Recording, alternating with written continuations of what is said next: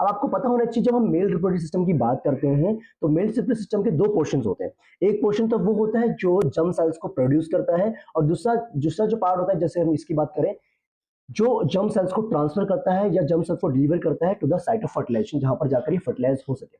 Okay, ये जो testis वाला पार्ट दिख रहा है आपको, बड़ा ये वाला टेस्टिस, ये जो टेस्टिस है यहाँ पर क्या बनते हैं, जर्म सेल्स डेवलप होते हैं जिनको हम स्पर्म्स कहते हैं, वो यहाँ पर डेवलप होते हैं। और उसके बाद ये जो हमारा पाउच लाइक स्ट्रक्चर दिख रहा है, this one is the pouch like structure, इसको हम स्क्रोटम बोलते हैं।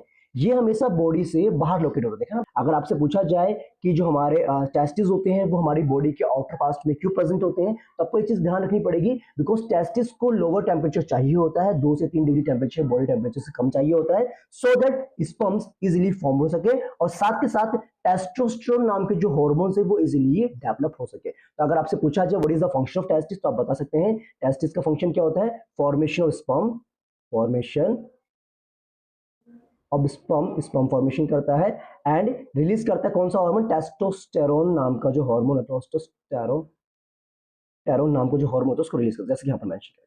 प्यूबर्टी के टाइम में जो बॉयज में जो भी चेंजेस आते हैं, that's all because of testosterone hormone.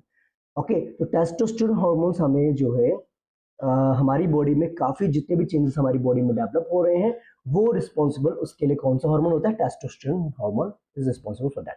ठीक, बता बेटा, यहाँ से जो स्पर्म्स रिलीज होते हैं टेस्टिस से, वो ये वॉस डिफरेंस के थ्रू जो है, इसके थ्रू यहाँ से जाते हैं, यहाँ से ट्रेवल करेंगे, यहाँ से जो है इस ओर जा रहे हैं।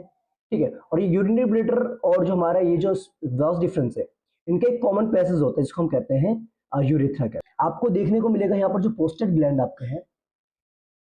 ओके, प्रोस्टेट ग्लैंड के साथ साथ यहाँ पर ना एक चीज आपको और देखने को मिलेगी, सेमिनल वेसिकल, देख सकते हैं सेमिनल वेसिकल, ये दोनों मिलकर के ना एक लिक्विड, एक फ्लूइड जो है प्रोवाइड करते हैं। और ये जो फ्लूइड हमारा है जब स्पर्म के साथ मिक्स होता है तो ये it leads to the formation, ये क्या बनाता है, सीमेन बनाता है।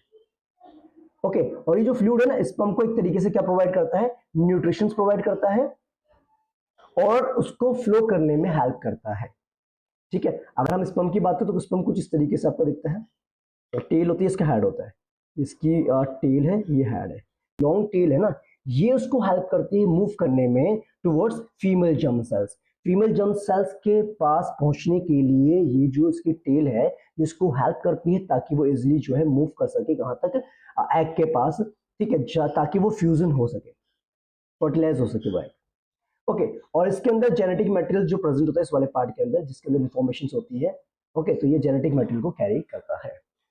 Perfect note. तो आई थिंक यहां तक का कॉन्सेप्ट आपको समझ में आ गया।